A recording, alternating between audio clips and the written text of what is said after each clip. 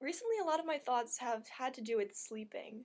Because this is a question video, the operational question will be, what is the role of sleep? I am a big fan of sleep. There was a time in my life where I really liked getting up early, and I would just wake up like at 6 o'clock just for no apparent reason. That doesn't really happen so much anymore. I think of sleep as waiting, as not having to have everything happen at once. One of my favorite songs by Sleeping at Last, called Dream Life, begins with the line, "As our hearts lay sleeping, as our bodies rest, the heavens open up for us."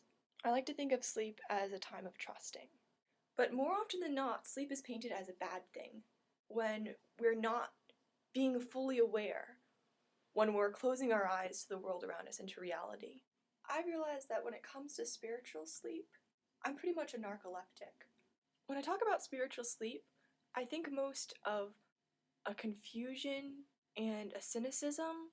It's a state of disbelief where I have the nagging suspicion that people who talk about God are just making it up to sound good. While sometimes God puts us through trials of not being able to see Him and having to trust in Him, what I really don't want to happen is for me to be content in not seeing God and just choose to not seek Him because I just think I have to trust.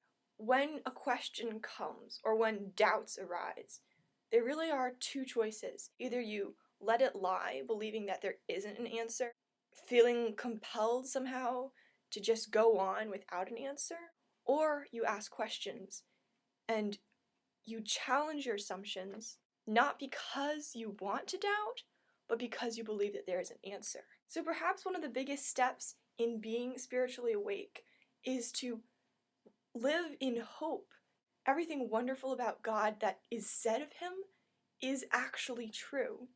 Something that makes this hard is that I can go through stages where I feel very lost, or I feel like something is wrong, that I'm not at peace. And then God gives me an answer that's sufficient for that day, but then I find out that the problem's still there. And that thought reminds me of what Friday talks about when she says we are a world of broken hearts. Pleasing God doesn't mean that we're always able to have perfect apprehension of Him or have perfect faith.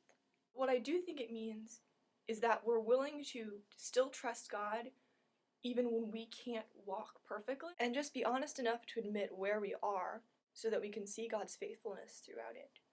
I think the appropriate role of trust when it comes to asking questions and doubt is that once we have searched after God, and once we have challenged Him and asked questions and hoped for an answer, that then is the time to trust when God doesn't answer us immediately.